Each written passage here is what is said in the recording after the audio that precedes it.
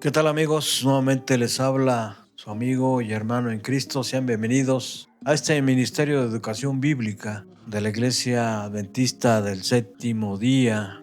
Y en esta ocasión al repaso de la lección número 9. Así que los invitamos para que nos acompañen en esta hora. Y este repaso de lección es para el sábado 28 de febrero del año 2026, titulada Reconciliación y Esperanza. Y antes de ir a la introducción y al punto central de la lección, que se encuentra en 2 Corintios capítulo 5, versículo 21, quiero invitarles para que junto conmigo tengamos una palabra de oración. ¿Me acompañan? Oremos. Bendito sea nuestro Padre que estás en los cielos. Te alabamos y glorificamos, oh Señor, porque solamente tú mereces toda la suprema alabanza y gloria. Queremos suplicarte, oh Padre eterno y Dios nuestro y del universo, que puedas perdonar nuestros pecados, que puedas limpiar nuestras vidas, que puedas purificarnos y que puedas habilitarnos con poder en esta hora para poder llevar a cabo, Señor, este ministerio de educación bíblica, y que, Padre eterno, que sin duda tú nos has puesto en este lugar con un propósito muy especial, de que tu pueblo sea enseñado, sea capacitado, y de esa forma, Señor, no ocurra como al pueblo de Israel, según el profeta, que dice que mi pueblo pereció por falta de conocimiento. Sabemos que el conocimiento más perfecto y más alto que el ser humano pueda tener es conocerte a ti. Por eso tu Hijo amado dice, y esta es la vida eterna, que te conozcan a ti, el único Dios verdadero, y a Jesucristo a quien tú has enviado. Por esa razón, Señor, te pedimos humildemente que el Espíritu Santo, Señor, nos pueda habilitar y nos pueda instruir y capacitar para que podamos también a su vez instruir y capacitar a tu pueblo mediante este ministerio de escuela sabática para adultos. Gracias, Padre eterno, porque en Cristo Jesús te suplicamos y te rogamos todo. Amén. Reconciliación y esperanza es el título de la lección número 9. Y el texto para memorizar, o el texto clave en esta hora, se encuentra en 2 Corintios 5:21. Quiero invitarles para que tomen sus Biblias, la palabra de Dios, el libro de libros. Vayamos rápidamente a la segunda carta del apóstol Pablo a los Corintios, capítulo 5, versículo 21. Es el último versículo de este capítulo 5 de 2 Corintios, que dice: al que no conoció pecado, por nosotros lo hizo pecado, para que nosotros fuésemos hechos justicia de Dios en él. Vamos a la introducción rápidamente de la lección en esta hora. Amados hermanos y hermanas en Cristo Jesús, amigos, amigas, en cumplimiento de la gran comisión que nuestro Señor y Salvador nos encomendó, ahí en Mateo capítulo 28, versículos 19 y 20, continuamos alimentando espiritualmente al pueblo de Dios mediante el estudio sistemático de su palabra en este ministerio de escuela sabática para adultos. Esta semana llegamos a una de las porciones más profundas y transformadoras de la epístola a los Colosenses, donde el apóstol Pablo nos revela el corazón mismo del Evangelio, la reconciliación que Dios ha logrado a través de la cruz de Cristo. Pablo continúa con el tema de la reconciliación, tan vívidamente destacando en Colosenses capítulo 1, versículo 20, donde describió su alcance cósmico. Ahora, en los versículos 21 al 29, el enfoque se vuelve personal e individual. Mediante su muerte en la cruz, nuestro Salvador, Cristo Jesús, logró la reconciliación de todos y de todo, especialmente de los seres humanos, que estábamos alejados de la vida eterna y de Dios a causa del pecado.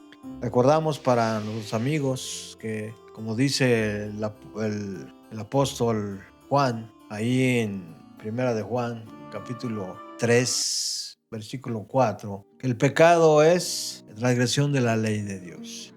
Entonces, decíamos pues que como humanos estábamos alejados de la vida eterna y de Dios a causa del pecado. Pero ahora, por medio de Jesús, por medio de su muerte, por medio de su sacrificio, por medio de su obra, podemos ser reconciliados mediante la fe.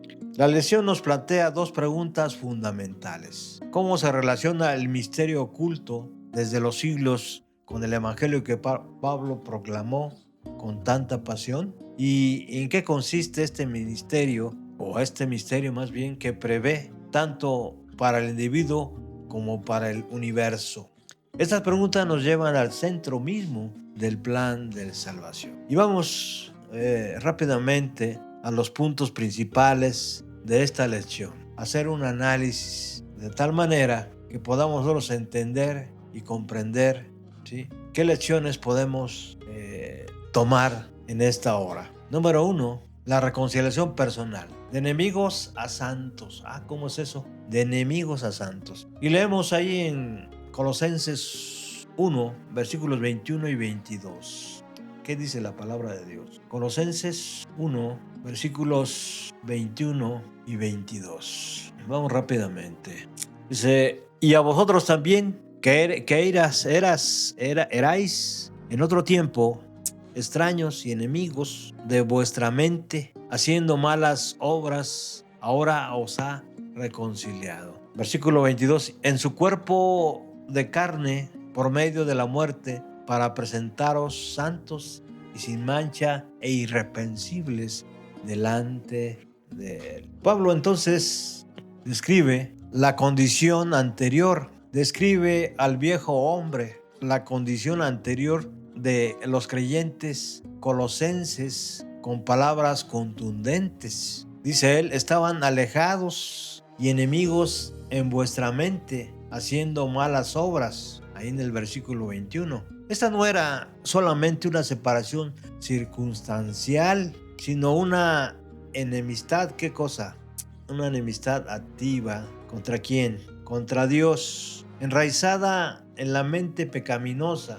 Sin embargo, el Evangelio declara que ahora han sido reconciliados en su cuerpo de carne por medio de la muerte. ¿La muerte de quién?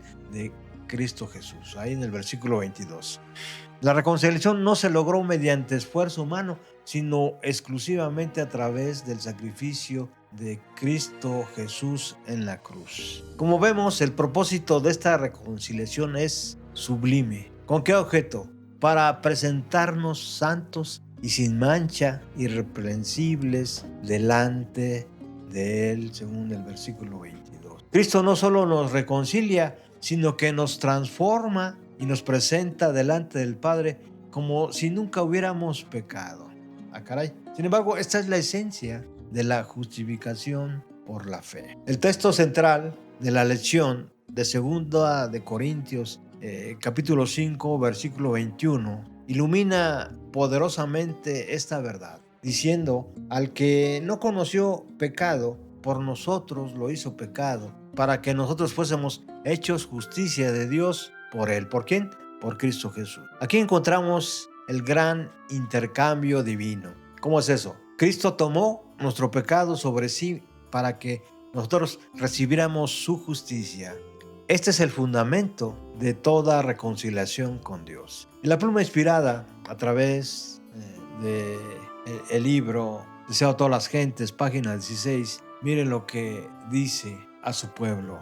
Cristo fue tratado como nosotros merecíamos, para que nosotros fuésemos tratados como Él merece. Fue condenado por nuestros pecados, en los que Él no tuvo participación, para que nosotros fuésemos justificados por su justicia, en la cual no teníamos parte. Sufrió la muerte nuestra, para que nosotros recibiésemos la vida suya. Interesante esta cita de Elena G. de White, Sea a todas las gentes, página 16, que inicia diciendo que Cristo fue tratado como nosotros merecemos, de manera que ¿quién merecía la muerte? Nosotros, ¿verdad? Pero por la justicia, por el sacrificio que Cristo realizó en nuestro favor, entonces recibimos la vida suya por su muerte. Ahora, vamos al punto 2, la condición para permanecer. la condición para permanecer. Fe firme y arraigada. Quiero invitarles para que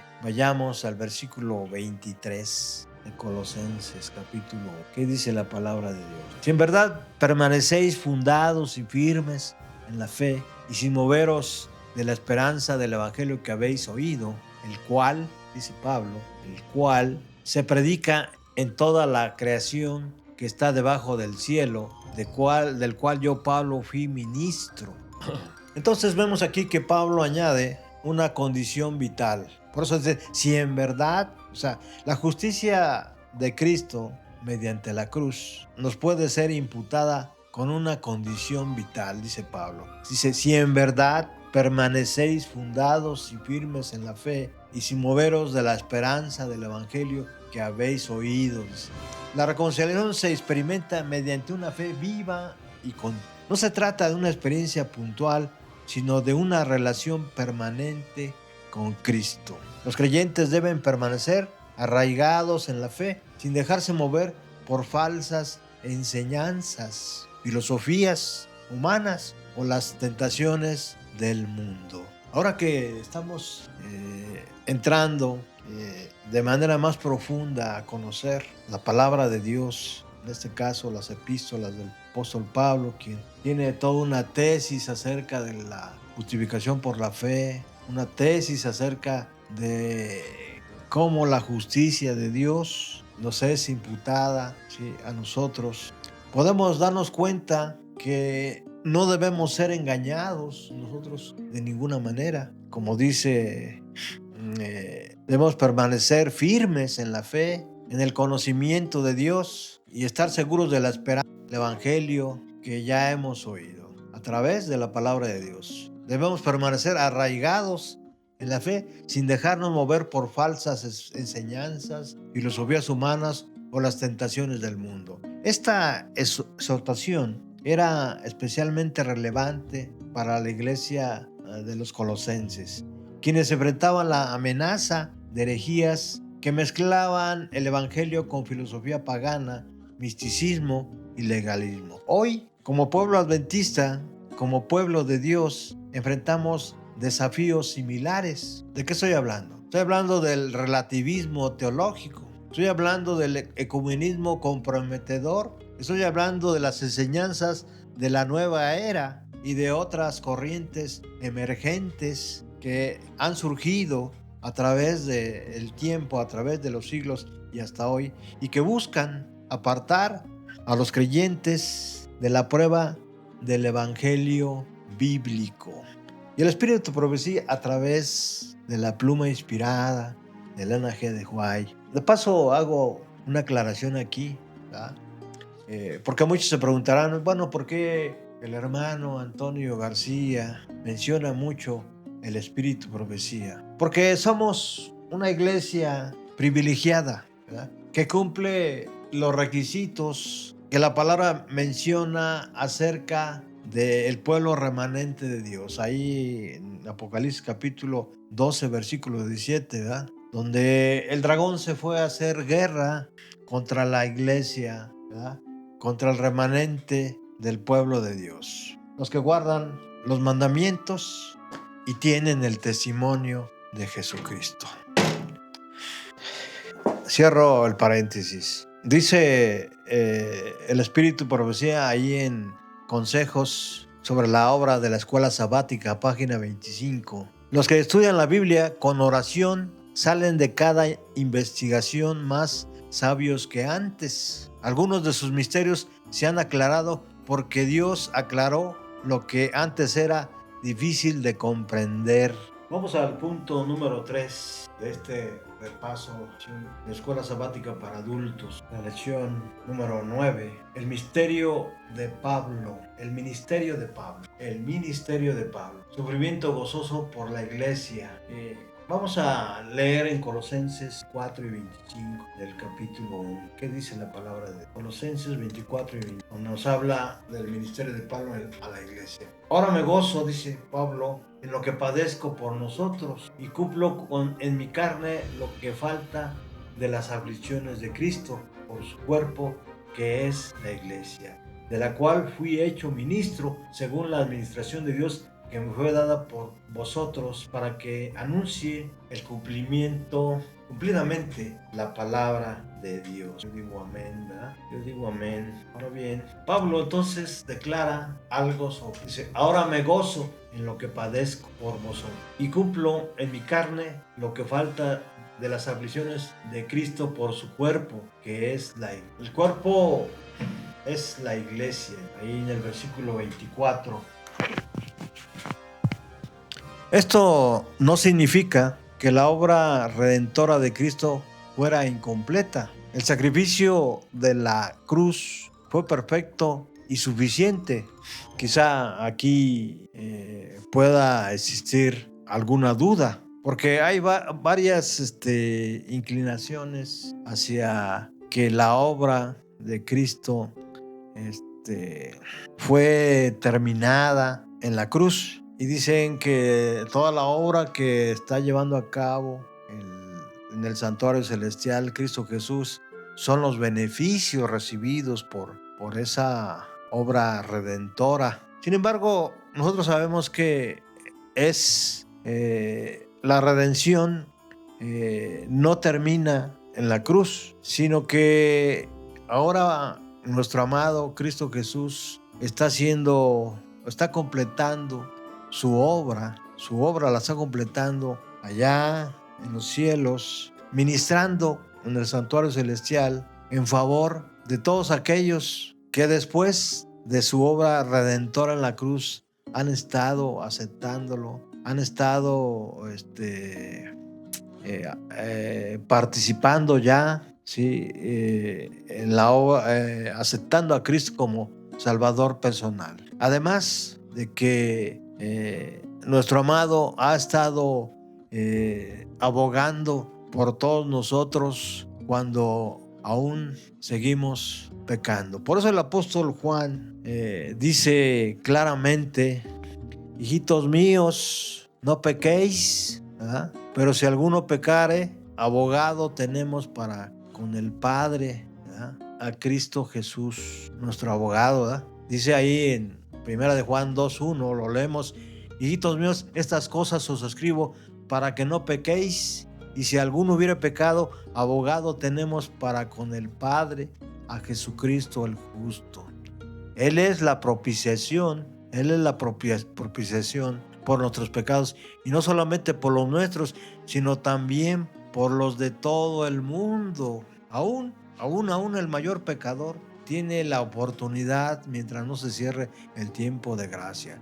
Esa es la obra final, la obra que está complementando nuestro Señor allá en el santuario celestial, ahí a un lado del trono del Dios eterno, del Padre. Así que no nos confundamos en esta parte cuando decimos que Cristo terminó su obra en la cruz, ¿verdad? Ahora bien, Pablo se identifica como ministro de la iglesia según la administración de Dios. Dice que me fue dada por vosotros para que os anuncie cumplidamente la palabra de Dios, ahí en el versículo 25. Su conversión divina era dar a conocer plenamente la palabra de Dios, como lo estamos haciendo ahora nosotros, ¿eh? Se gozaba en sus padecimientos porque entendía que era parte del avance del evangelio. Por eso el Espíritu Profecía,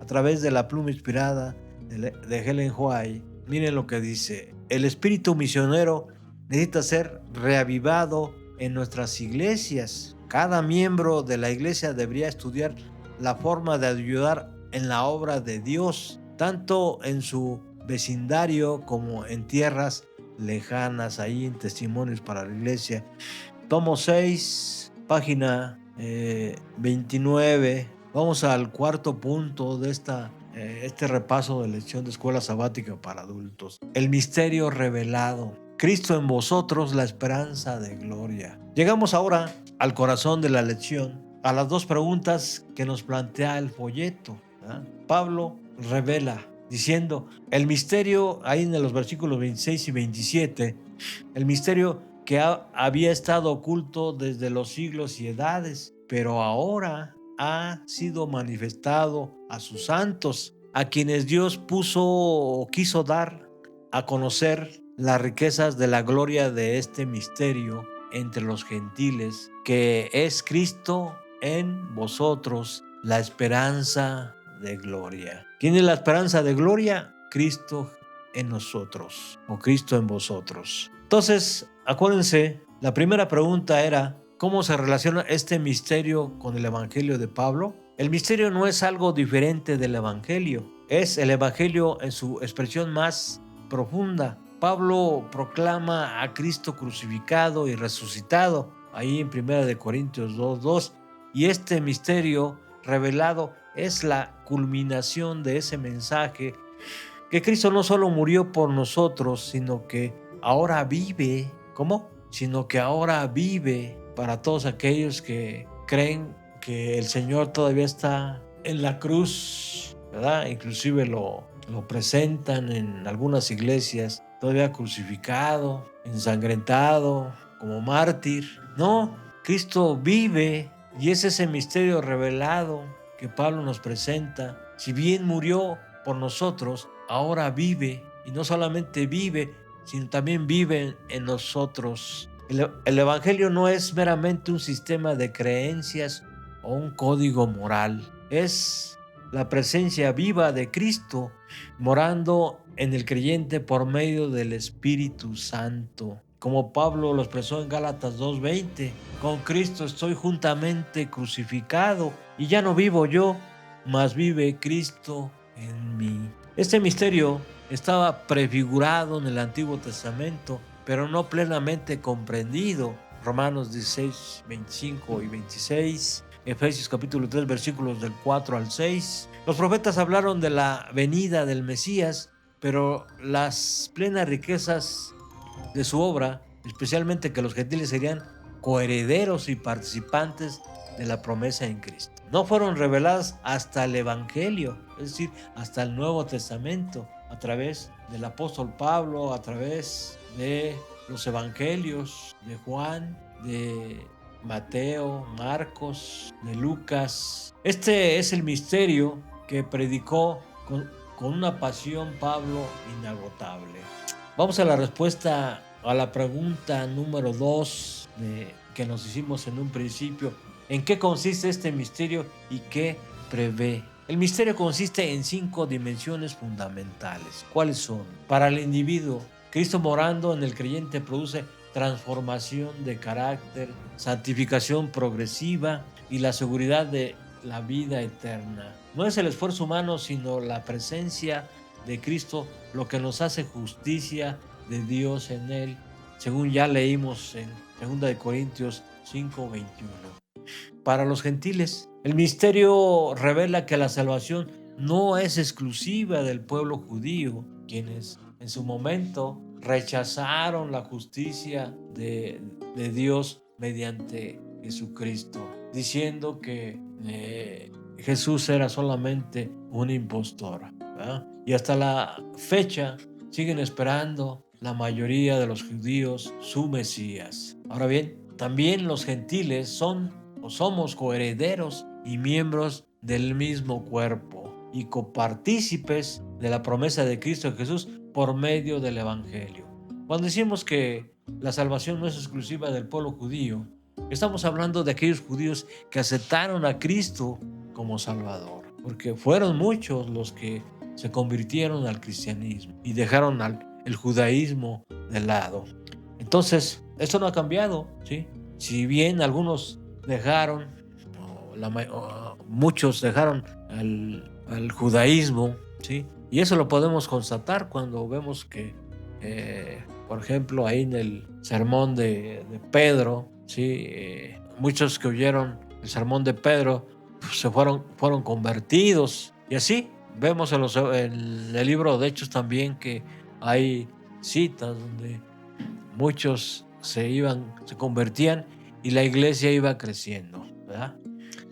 Para la iglesia, Cristo como cabeza de su cuerpo, Colosenses 1:18, une a judíos y gentiles en una sola familia de fe. Pero estamos hablando de los judíos que aceptaron el cristianismo. No estamos hablando de los judíos que se apartaron de los cristianos y siguieron conservando sus formas de entender este misterio que ya fue revelado según Pablo y según también ya nosotros que nos hemos convencido. Entonces, mediante la predicación de los evangelios, el evangelio, se derribaron las paredes intermedias de esa separación que había entre gentiles y judíos. Para el universo, la reconciliación tiene alcances cósmicos. ¿Por qué?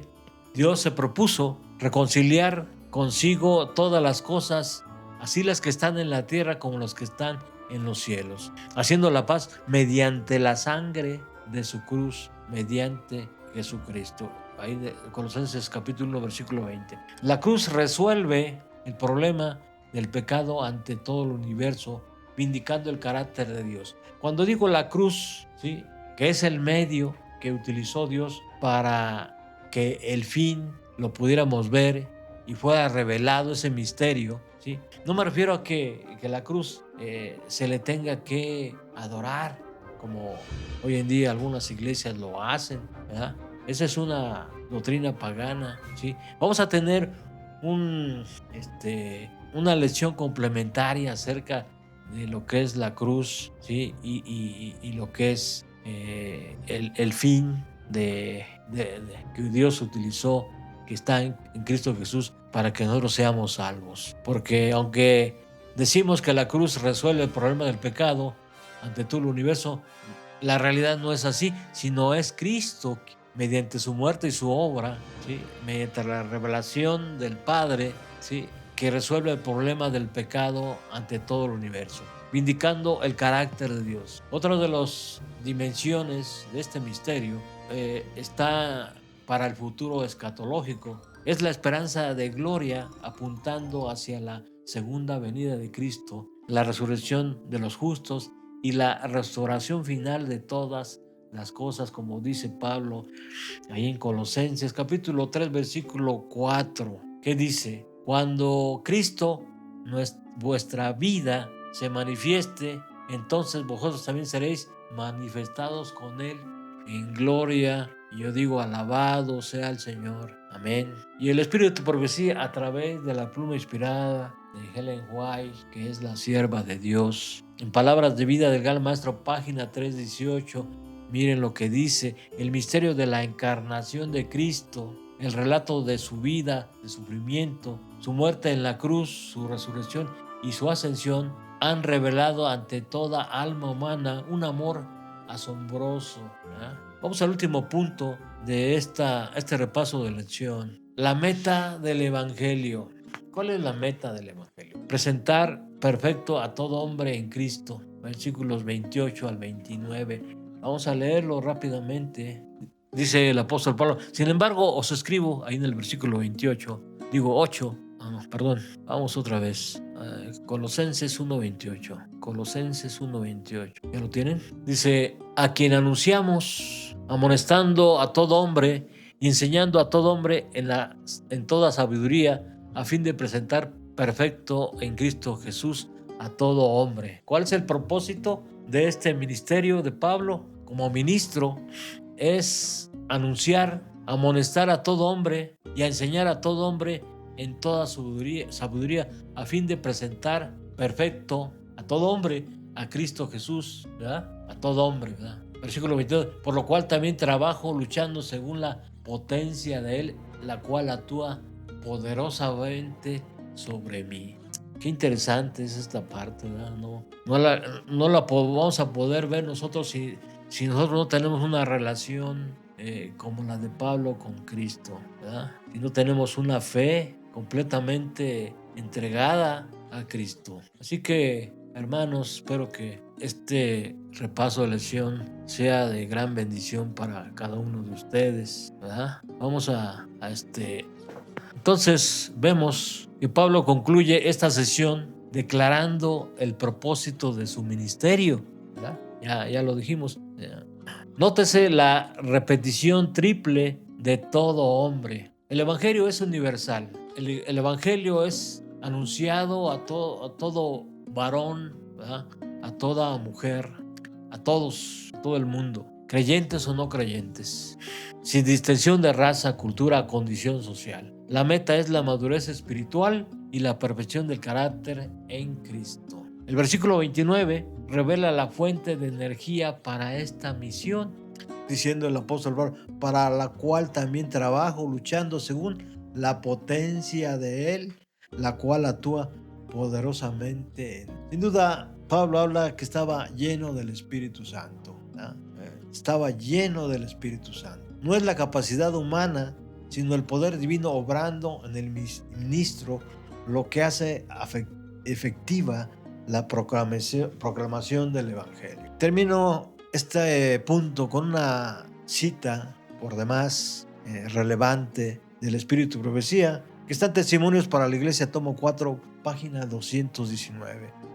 Mediante el plan de salvación, Jesús está quebrantando el dominio de Satanás sobre la familia humana y rescatando almas de su poder. Toda virtud y el poder del Hijo de Dios es empleado en esta obra para ganar a los hombres.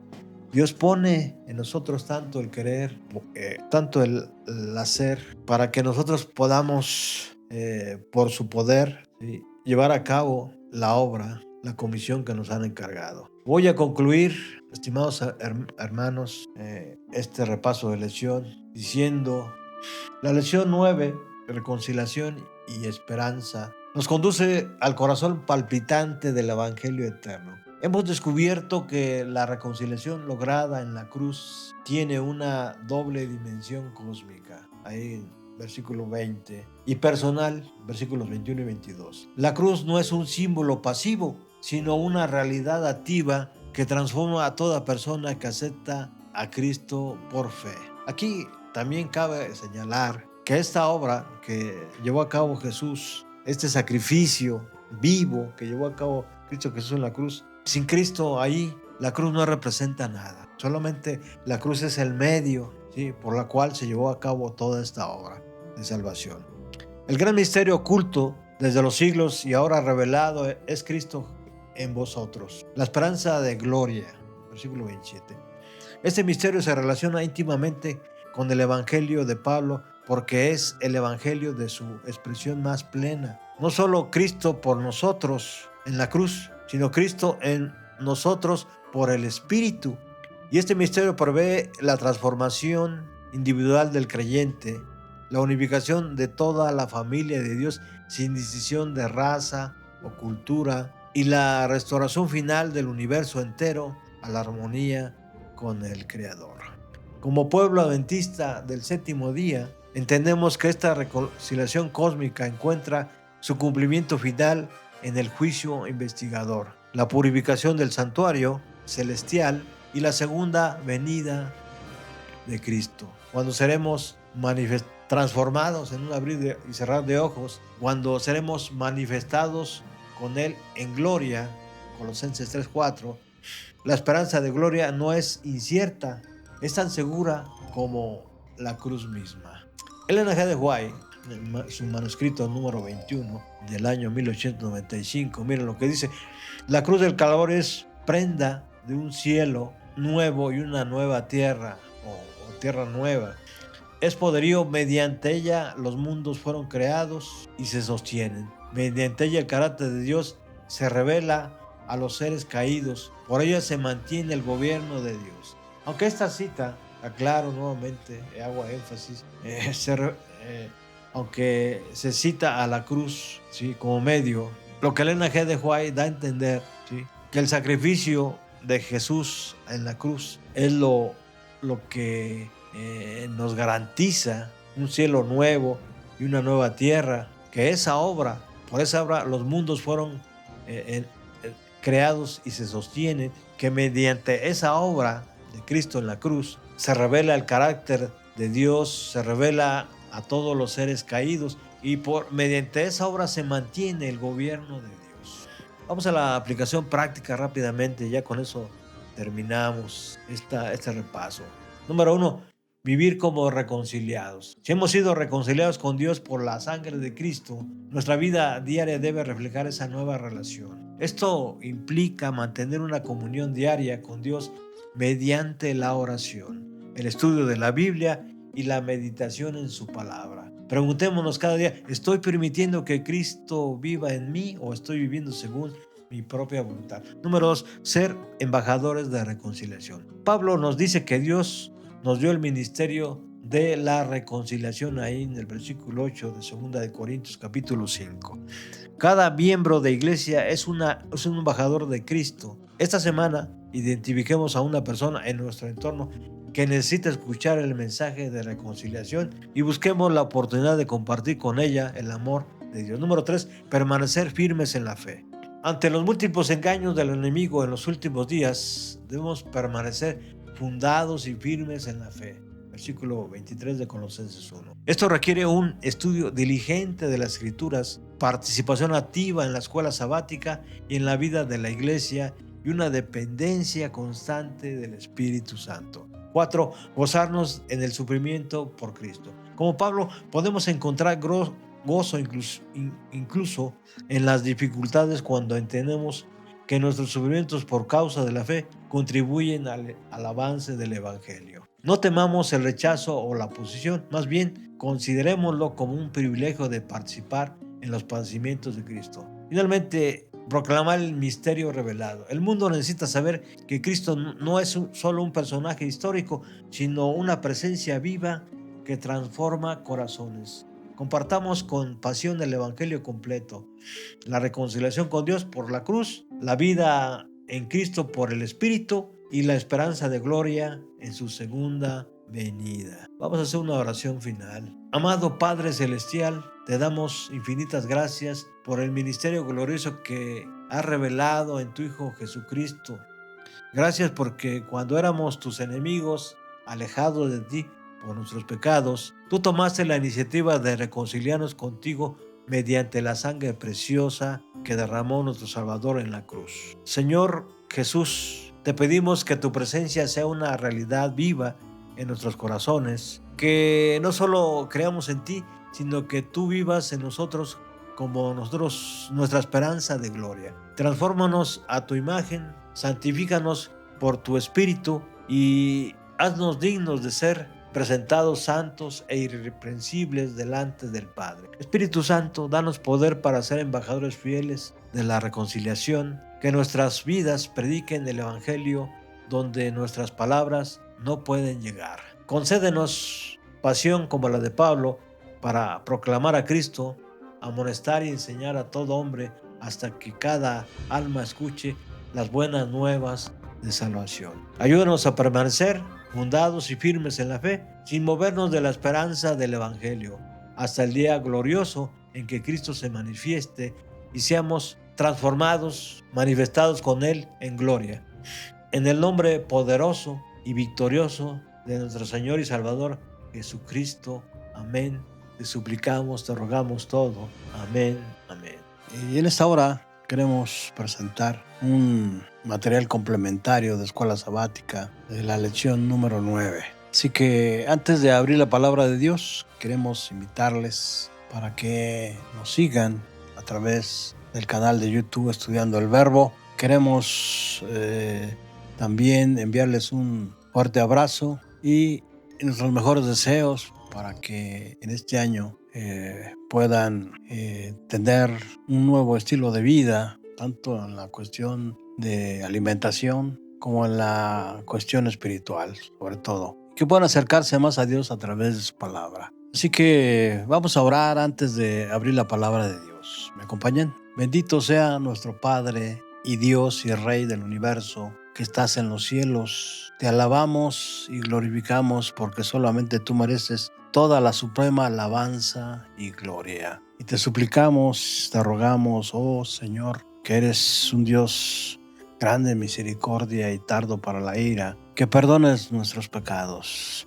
Reconocemos, Padre eterno, que el mundo está contaminado y vive en tinieblas, y sin duda, como hemos estado en medio de él, sin duda, Señor, hemos sido contaminados por el mundo y queremos suplicarte humildemente que la sangre de Jesucristo sea suficiente para el perdón de nuestros pecados. Habilítanos en esta hora, oh Padre, con poder, que el Espíritu Santo, Señor, nos tome en esta hora y que seamos instrumentos del cielo, y que tu palabra de Dios sea para nosotros nuestra guía segura en medio de estas tinieblas, Señor. Gracias por todo. Bendice a los que nos han de escuchar y a los que nos están escuchando en esta hora. Bendice a toda nuestra familia, tanto de sangre como de fe. Bendice a todos los enfermos que están en nuestro medio, en especial a los del Hospital General Emilio Piedras aquí en nuestra localidad. Gracias, oh Padre, porque te lo suplicamos,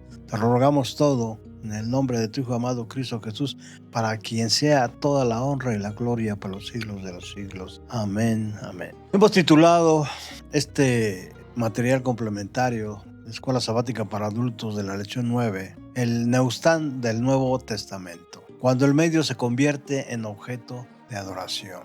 ¿Por qué muchos adoran la cruz en vez de adorar al crucificado, al que estaba crucificado? Quiero invitarles para que tomemos la palabra de Dios, el libro de libros, la Biblia, y vayamos al Evangelio de Juan, capítulo 3, versículos 14 y 15. Juan, capítulo 3, versículos 14 y 15. Así dice la palabra, así está escrito: y como Moisés levantó la serpiente en el desierto, así es necesario que el Hijo del Hombre sea levantado, para que todo aquel que en él cree no se pierda, mas tenga vida eterna. En su último día de enseñanza en el templo, Jesús declaró: yo, si fuera levantado de la tierra, a todos atraeré a mí mismo. En Juan, la expresión levantado siempre se refiere a la crucifixión. Jesús complementa esto ahí en el capítulo 12, versículo 32, diciendo: y yo, si fuera levantado de la tierra, a todos atraeré a mí mismo. Es decir, sobre la cruz, el mismo verbo aparece en Juan 3:14, ¿verdad?, donde Jesús compara su alzamiento con la elevación de la serpiente en el desierto. En la cita de Juan 8:28, Jesús ya ha mencionado que iba a ser levantado y explica de que ese acto sería ejecutado por los judíos. Esto demuestra claramente que no se refería a su ascensión. Bien, vamos a la introducción que hemos preparado en esta hora para este tema complementario de la lección 9. Al estudiar la lección 9, reconciliación y esperanza, hemos descubierto que la reconciliación con Dios se logra por medio de la muerte de Cristo en la cruz. Colosenses capítulo 1, versículos del 20 al 22 y 2 de Corintios 5, 21, que ya vimos en la lección. Sin embargo, surge una pregunta necesaria y profundamente bíblica. ¿Por qué muchos cristianos, ahí entre comillas, han terminado adorando el instrumento, la cruz, en lugar de adorar al que murió en ella? ¿Cuál es la razón bíblica válida que explica esta confusión? La respuesta se encuentra en un patrón que la Biblia misma documenta: la tendencia del corazón humano a convertir los medios que Dios usa en objetos de adoración. Este patrón tiene su ejemplo más claro y profético en la historia de la serpiente de bronce, y su aplicación directa al tema de la cruz es devastadoramente precisa. Vamos pues al primer punto de este análisis: el precedente bíblico de Nehushtan a la cruz. La serpiente de bronce, un medio ordenado por Dios, ahí en Números 21, versículos del 4 al 9. Cuando Israel pecó murmurando contra Dios y contra Moisés en el desierto, Jehová envió serpientes ardientes que mordieron al pueblo, causando la muerte de muchos. Ante el arrepentimiento del pueblo, Dios no retiró las serpientes, sino que proveyó un medio de salvación. ¿Cómo? Proveyó un medio de salvación. Leemos allí en Números 21, versículo 8. Y Jehová dijo a Moisés: hazte una serpiente ardiente y ponla sobre una asta, y cualquiera que fuera mordido y mirare a ella, vivirá. Notemos un principio fundamental: la serpiente de bronce no tenía poder sanador en sí misma, era un simple objeto de metal. El poder estaba en Dios, quien sanó a los que miraban con fe. La serpiente era el medio, Jehová era el fin. Mirar la serpiente era un acto de fe en la palabra de Dios, no un acto de adoración al objeto. El medio se convierte en ídolo. Neustán, Segunda de Reyes 18:4, fin del asta de bronce. Vamos a la palabra de Dios, Segunda de Reyes 8:4. ¿Qué dice la palabra de Dios? Y había el rey hablado en Getzi, criado del varón de Dios, diciéndole, vamos a ver la cita otra vez. Bien. Él quitó los lugares altos y quebró las imágenes y cortó los símbolos de acera e hizo pedazos la serpiente de bronce que había hecho Moisés, porque hasta entonces le quemaban incienso los hijos de Israel, y la llamó Neustán. Ahorita vamos a ver el significado. Aproximadamente 800 años después encontramos un registro alarmante. Ezequías hizo pedazos la serpiente de bronce que había hecho Moisés, porque hasta entonces le quemaban incienso a los hijos de Israel, y la llamó Neustán. Ahí en Segunda de Reyes, capítulo 18, versículo 4. El pueblo había transformado el medio de salvación en un objeto de adoración. Le quemaban incienso como si fuera una deidad. Lo que Dios había diseñado como un símbolo de fe se había convertido en un ídolo. El rey Ezequías, en su celo reformador, la destruyó y la llamó Neustán, que significa sencillamente pedazo de bronce o cosa de bronce. Con este nombre despectivo, Ezequías le quitó toda sacralidad al objeto y lo redujo a lo que verdaderamente era, un trozo de metal sin poder alguno. Y el espíritu de profecía, estimados hermanos y amigos, a citar ahí en Profetas y Patriarcas capítulo 38, miren lo que dice. La serpiente de bronce fue levantada en el desierto para que aquellos que miraran con fe pudieran ser sanados. De la misma manera, Dios envía a los hombres un mensaje de salvación, invitándolos a mirar no a un objeto ni a un hombre, sino al que el objeto y el hombre representan, Jesucristo. Jesús mismo establece la conexión profética. Ahí la cita del Evangelio de Juan capítulo 3, versículo 14 y 15 que ya leímos. Los traidores que el propio Jesús usó la serpiente de bronce como tipo de su crucifixión, diciendo, y como se levantó la serpiente en el desierto, así es necesario que el Hijo del Hombre sea levantado, para que todo aquel que en él cree no se pierda, mas tenga vida eterna. Cristo trazó un paralelo directo, así como los israelitas debían mirar con la fe a la serpiente, adorarla. Así nosotros debemos mirar con fe a Cristo levantado en la cruz, no adorar a la cruz. La fe es en la persona, no en el instrumento. Si Jesús mismo advirtió que la serpiente de bronce era solo un tipo, un medio que apuntaba a él, entonces la conclusión es inevitable. La cruz también es solo el medio y Cristo es el fin. Adorar la cruz es cometer exactamente el mismo error que Israel cometió con Neustán, es decir, con un pedazo de bronce. Vamos al siguiente punto, estimados hermanos y amigos. Razones bíblicas de esta confusión. La inclinación natural del corazón humano hacia lo visible y tangible. La primera razón es inherente a la naturaleza caída del ser humano. El corazón humano tiende naturalmente hacia lo que puede ver, tocar y representar físicamente. Por eso el profeta Jeremías declara: engañoso es el corazón más que todas las cosas y perverso. ¿Quién lo conocerá? Ahí en el capítulo 17, versículo 9. Esta misma inclinación fue la que llevó a Israel a fabricar un becerro de oro cuando Moisés estaba en el Sinaí. Ahí está citado en Éxodo 32, del 1 al 4. El pueblo quería un Dios visible, tangible, controlable. No podía sostener su fe en un Dios imposible. Sin duda, a muchos hoy les pasa eso. Pero si nosotros consideramos lo que la Biblia declara acerca de la fe, ¿verdad? Ahí en el libro de Hebreos, capítulo 11, ¿verdad? Donde dice el apóstol Pablo, que es el autor de este libro, dice: es pues la fe, la certeza de lo que se espera, la convicción de lo que no se ve, ¿verdad? La convicción de lo que no se ve.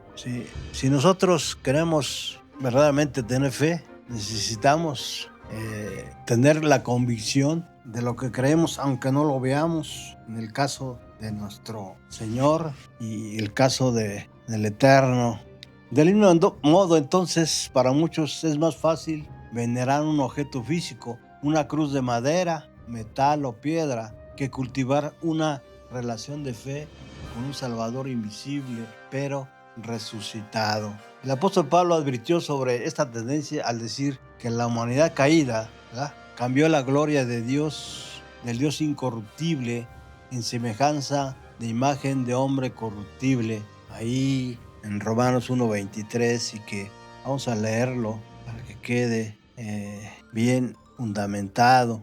Romanos 1:23 dice: y cambiaron la gloria del Dios incorruptible a semejanza de imagen de hombre corruptible, de aves y cuadrúpedos y reptiles. Y el comentario bíblico adventista, miren lo que dice: los hombres dominados por su necedad habían cambiado el culto de Dios por el de imágenes. En vez de elevar la mirada a un ser revestido de majestad y poder, se inclinaban ante reptiles y bestias. Cambiaron un glorioso objeto de culto por lo que degrada y humilla. El hombre fue colocado como el señor de los seres irracionales, pero se degradó a sí mismo, rindiendo culto a las criaturas que Dios hizo para que le sirvieran. La adoración del instrumento es una forma sutil de esta misma gradación, y que hoy se practica mayormente en todo el mundo. El segundo mandamiento expresamente lo prohíbe. La razón más directa y contundente es que Dios mismo lo anticipó y lo prohibió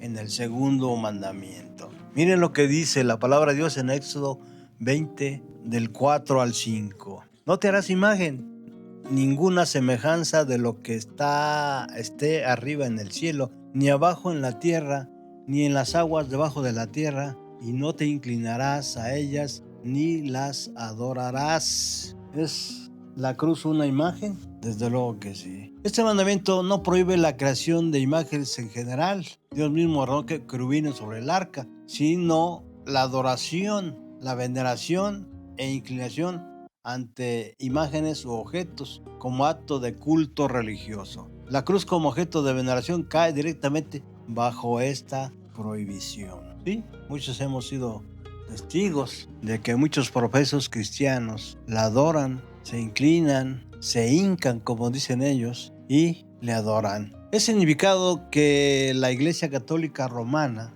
modificó los 10 mandamientos en su catecismo, cumpliéndose así la profecía de Daniel 7:25, donde el cuerno pequeño, que es representado en su segunda fase como el papado, como representante de la Iglesia Católica Romana, modificó en su catecismo, eliminando prácticamente el segundo mandamiento y dividiendo el 10º en 2 para mantener el número 10. Esta alteración facilitó la introducción de la veneración de imágenes, crucifijos y reliquias en el culto cristiano, que posteriormente se cambió el culto católico romano. Exactamente lo que Dios había prohibido. La influencia del sincretismo pagano, el precedente histórico. La tercera razón es histórica y profundamente reveladora. La cruz como símbolo religioso existía en el mundo pagano miles de años antes de Cristo. En Babilonia, la forma de la cruz era un símbolo del dios Tamuz, la letra T inicial de su nombre. En Egipto, la cruz Ankh era símbolo de vida. Los celtas, fenicios y culturas prehispánicas de América ya usaban la cruz como objeto religioso mucho antes de la llegada del cristianismo. La adopción de la cruz como símbolo cristiano no vino de los apóstoles ni de las escrituras. Los cristianos primitivos no usaban la cruz como símbolo de su fe. El escritor cristiano Minucio Félix del siglo III escribió: las cruces además ni las adoramos ni las deseamos hacerlo. Fue recién con el emperador Constantino en el siglo IV, tras su supuesta visión ante la batalla del puente Milvio, que la cruz comenzó a ser adoptada como símbolo del cristianismo. a partir del concilio de Nicea, ahí en el año 325 después de Cristo, y bajo protección imperial, miles de paganos fueron incorporados a la iglesia sin conversión genuina. ¿Qué? Miles de paganos fueron incorporados a la iglesia sin conversión genuina, trayendo consigo sus símbolos, entre ellos la cruz, que fue reinterpretada como significado cristiano. Esto confirma exactamente lo que la profecía bíblica anunciaba. Pablo advirtió, ahí en 2 de Timoteo 4:3 leemos: porque vendrá tiempo cuando no sufrirán la sana doctrina. ¿Cómo? Porque vendrá tiempo cuando no sufrirán la sana doctrina. Esto ya se cumplió. Sino que teniendo comezón de oír, se amontonarán maestros conforme a sus propias concupiscencias. Y en Hechos, capítulo 20, versículo del 29 al 30, advirtió: después de mi partida entrarán en medio de vosotros lobos rapaces que no perdonarán al rebaño, es decir, falsos maestros. Pablo habla de la gran apostasía que pronto se desarrollaría en la iglesia y que continuaría amenazándola hasta la segunda venida de Jesucristo. Ver Comentario Bíblico Adventista. Y el Espíritu de Profecía en la pluma inspirada de Ellen White, en El conflicto de los siglos, página 49. Miren ustedes qué es lo que dice: para dar a los convertidos del paganismo algo que equivaliese al culto de los ídolos, y para animarlos así a que aceptaran nominalmente el cristianismo, se introdujo gradualmente el culto cristiano, la adoración de imágenes y reliquias. Es claro entonces que esto sucedió a partir del siglo IV, siendo emperador Constantino el Grande. Así que se introdujo la idolatría por parte de aquellos que se infiltraron, ¿sí?, dentro de la iglesia cristiana. La estrategia de Satanás, ¿cuál es? Desviar la atención de Cristo hacia el símbolo. La razón más profunda es espiritual. Ya el apóstol Pablo dice que no tenemos guerra contra sangre ni carne, ¿verdad? Dice que no tenemos guerra contra sangre ni carne. Ahí en el libro de Efesios, capítulo 6, versículo 12. Dice: porque no tenemos lucha contra sangre y carne, sino contra principados, contra potestades, contra los gobernadores de las tinieblas de siglo, contra huestes espirituales de las regiones celestes. Ya hemos comentado que al hablar de sangre y carne, de acuerdo a lo que dice el Comentario Bíblico Adventista, Pablo no quiso decir con sangre y carne que los cristianos no se enfrentarían a enemigos humanos, pues la iglesia siempre ha sufrido a manos de hombres impíos, ¿verdad? Aún así, afirma que la lucha es contra espíritus y poderes muy superiores a los hombres en inteligencia y pervertida astucia, las fuerzas satánicas que están preparadas en orden de batalla y en rebelión abierta contra Dios y sus hijos. Ahora bien, Satanás sabe que no puede eliminar completamente la referencia a la cruz del cristianismo, pues es central al evangelio. Entonces usa una estrategia más sutil. No destruye el símbolo, sino que lo convierte en el centro de adoración para desplazar a Cristo del trono del corazón del ser humano. Si logra que las personas adoren al madero en vez del que fue clavado en él, ha logrado una forma sofisticada de idolatría disfrazada de piedad. Pablo mismo advirtió esto ahí en 2 de Timoteo 3:5, al hablar de los tiempos peligrosos, en los últimos tiempos, ¿sí?, y el carácter de los hombres. Dice que algunos tendrán apariencia de piedad, ¿sí?, es decir, simularán que son hombres de Dios, pero negarán la eficacia de ella. A estos evita. Pero negarán la eficacia de ella. A estos evita. La veneración de la cruz tiene apariencia de piedad, parece devoción a Cristo, pero en realidad niega la eficacia del evangelio al transferir el poder salvador de la persona al objeto. La Biblia nos enseña que debemos orar en espíritu y en verdad, ahí en palabras de nuestro amado Cristo Jesús en Juan 4:24, no mediante objetos materiales. Lo que la Biblia realmente enseña sobre la cruz. En la Biblia, la cruz es un instrumento de maldición, no de adoración. Y eso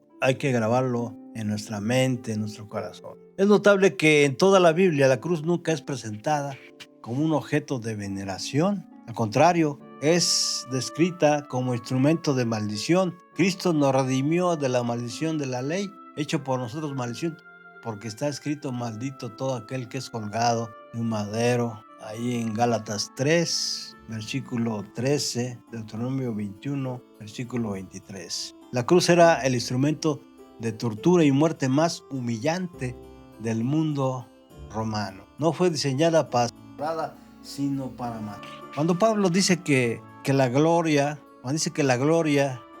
cuando Pablo dice que se gloría en la cruz, ahí en Gálatas 6:14, no habla del objeto físico, sino de lo que Cristo logró en ella. ¿Cómo? Sino de lo que Cristo logró en ella. La expresión la cruz de Cristo es una metonimia, es decir, representa la obra redentora completa. Su sacrificio, su muerte sustitutiva, su victoria sobre el pecado. Gloriarse en la cruz es gloriarse en Cristo crucificado, no en dos maderos cruzados. La Biblia nos manda a adorar a Dios, no símbolos ni objetos. Jesús estableció el principio supremo de la adoración. Ahí ya lo citamos en Juan 4, versículo 24. Dios es espíritu y los que le adoran en espíritu y en verdad es necesario que adoren. La adoración verdadera no requiere objetos materiales, imágenes ni símbolos físicos. Es una relación directa entre el creyente y su Dios, mediada únicamente por Jesucristo. Por eso el apóstol Pablo, ahí en la carta a Timoteo, capítulo 2, versículo 5, dice: porque hay un solo Dios y un solo mediador entre Dios y los hombres, Jesucristo hombre. Esto calla de una manera total a aquellos que hoy siguen adorando a la cruz en vez de aquel que estuvo en la cruz. El libro de Apocalipsis presenta la adoración celestial dirigida exclusivamente al Cordero que fue inmolado. Ahí en Apocalipsis capítulo 5, versículo 12. Vamos rápidamente. Apocalipsis 5, versículo 12. Que decían a gran voz: el Cordero que fue inmolado es digno de tomar el poder, las riquezas, la sabiduría y la fortaleza, la honra, la gloria y la alabanza. En todo el cielo, la adoración es para el Cordero, no para la cruz. Los ángeles y los redimidos adoran a Cristo, no al instrumento de su muerte. El Evangelio de la Reconciliación apunta siempre a Cristo, nunca al instrumento.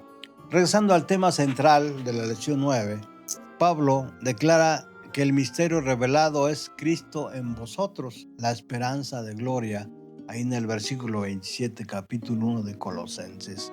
La reconciliación es con Dios por medio de la muerte de Cristo en la cruz, Colosenses 1:20. Pero el objeto de nuestra fe, esperanza y adoración es siempre a la persona de Cristo, no al instrumento. Cuando Pablo proclama su evangelio, dice: nosotros predicamos a Cristo crucificado en ese tiempo, ¿verdad? Y 1 Corintios 1:23 predica a Cristo, no a la cruz. Quiero presentarles un cuadro comparativo donde podemos encontrar el patrón bíblico. El mismo patrón se repite a lo largo de la historia bíblica. La serpiente de bronce, allí en Números 21, el 8 al 9, como medio de sanación ordenado por Dios. La desviación, ¿verdad?, se convirtió en Neustán, es decir, pedazo de bronce, ídolo al que quemaban incienso, según 2 de Reyes 18:4, y Ezequías lo destruyó. El arca del pacto, medio de la presencia divina entre su pueblo. ¿Cuál fue la desviación? Israel la llevó a batalla como amuleto mágico, pensando que el objeto les daría la victoria. ¿Cuál fue el resultado? Derrota y captura del arca, según 1 Samuel 4, versículos del 3 al 11. El templo de Jerusalén, medio de adoración donde moraba la gloria de Dios. ¿Cuál fue la desviación ahí? Israel confió en el edificio más que en Dios. El templo de Jehová, Jeremías 7:4. Por lo tanto, Dios permitió su destrucción. La cruz del Calvario, medio de reconciliación, donde Cristo murió por nosotros. ¿Cuál es la desviación? Se convirtió hasta el día de hoy en un objeto de veneración, adoración y culto. Se le atribuyen poderes místicos, se le quema incienso, se le besa, se le hacen genuflexiones ante ella. Conclusión del patrón. En cada caso, Dios proveyó un medio legítimo y en cada caso el corazón humano terminó adorando el medio en vez de adorar al Dios que lo proveyó. La cruz del Calvario no es la excepción, es la manifestación más grande y más peligrosa de este patrón. Vamos al último punto de este tema complementario de la lección número 9 de Escuela Sabática para Adultos, el mensaje de los tres ángeles y la adoración verdadera. Como pueblo adventista del séptimo día, portadores del mensaje de los tres ángeles, tenemos una responsabilidad solemne en este estudio. El primer ángel proclama: temed a Dios y dale gloria, porque la hora de su juicio ha llegado, y adorar a aquel que hizo el cielo y la tierra. Apocalipsis 14:7. El llamado final al mundo es adorar ¿a quién? ¿A la cruz? No, al Creador, es decir, no a objetos creados. El segundo ángel declara la caída de Babilonia, ahí en el versículo 8. Este sistema religioso y falso que ha mezclado la verdad con el paganismo, ¿verdad? La veneración de la cruz como objeto sagrado es parte de esa mezcla babilónica. Y el tercer ángel advierte cómo contra adorar a la bestia y a su imagen, ahí en los versículos del 9 al 11.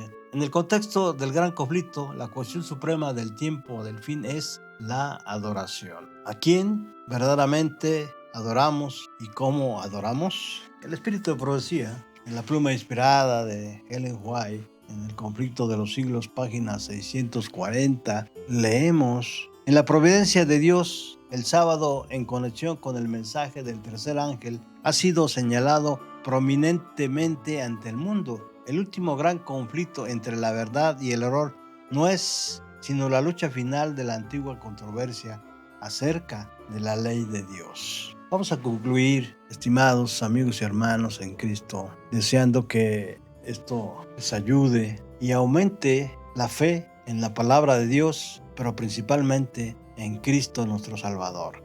La razón bíblica por la cual muchos han confundido el medio con el fin y adoran la cruz en vez de adorar al crucificado se resume en 4 factores convergentes. Número 1, la inclinación natural del corazón humano hacia la idolatría y lo visible. Ahí en Jeremías 17, versículo 9 y Romanos 1:23, donde el profeta dice: engañoso más que nada es el corazón y perverso, ¿quién lo entenderá? ¿Verdad? Número 2, la violación del segundo mandamiento que prohíbe la veneración de objetos. Éxodo capítulo 20, versículo 4 al 5. No te harás imagen, ni lo que está arriba, ni lo que está en la tierra, ni abajo de la tierra. La infiltración, número 3, la infiltración del paganismo en el cristianismo apóstata a partir del siglo IV, es decir, en tiempos del emperador Constantino. Segunda de Timoteo 4:3, Hechos 20, versículos del 29 al 30. Número 4, la estrategia de Satanás de revestir la idolatría con apariencia de piedad. ¿Sí? Segunda de Timoteo 3:5, para desviar la adoración de Cristo hacia un objeto. La historia de Naustán, Segunda Reyes 18:4, es la evidencia bíblica más poderosa de este patrón. Lo que Dios diseñó como medio de salvación, el hombre lo convirtió en objeto de adoración hasta el día de hoy y hasta, sin duda, hasta el fin de este mundo. Así como Ezequías tuvo que destruir la serpiente de bronce para librar a Israel de la idolatría, hoy el mensaje de los tres ángeles nos llama a restaurar la adoración verdadera, centrada no en objetos ni símbolos, sino en el Dios vivo y verdadero que nos reconcilió consigo mismo por medio de su Hijo Cristo Jesús. Recordemos, el misterio revelado no es la cruz en vosotros, sino Cristo en vosotros. La esperanza de gloria, dice el apóstol Pablo, Colosenses capítulo 1, versículo 27. Que nuestra adoración, nuestra fe y nuestra esperanza estén puestas únicamente en aquel que fue levantado en la cruz, no en la cruz misma, porque Él vive y un Cristo resucitado y vivo no puede ser representado por un madero inerte. Terminamos esta conclusión con una cita más del Espíritu de Profecía que se encuentra ahí en el Seo Todas las Gentes, página 733. Nuestro Salvador es un Salvador viviente, no está en la tumba de José, ha resucitado de los muertos, ha ascendido a lo alto y está a la diestra de Dios intercediendo por nosotros. Yo digo amén. Les invito para que hagamos una oración final. Padre Celestial, te agradecemos porque tú nos has revelado la verdad de tu palabra con claridad meridiana. Perdónanos cuando de alguna forma hemos puesto nuestra confianza en objetos, símbolos o tradiciones humanas en vez de ponerla únicamente en ti. Abre los ojos de aquellos que sinceramente te buscan, pero que han sido engañados por la idolatría disfrazada de piedad, por Babilonia, que ha dado de beber el vino del furor de su fornicación. Danos la valentía de Ezequías para destruir todo Nehushtan en nuestras vidas. Que nuestra adoración sea en espíritu y en verdad, centrada únicamente en tu Hijo amado, Cristo Jesús, nuestra esperanza de gloria. En el nombre de nuestro Salvador y Redentor, Cristo Jesús, nuestro único mediador. Amén. Amén. Hasta pronto.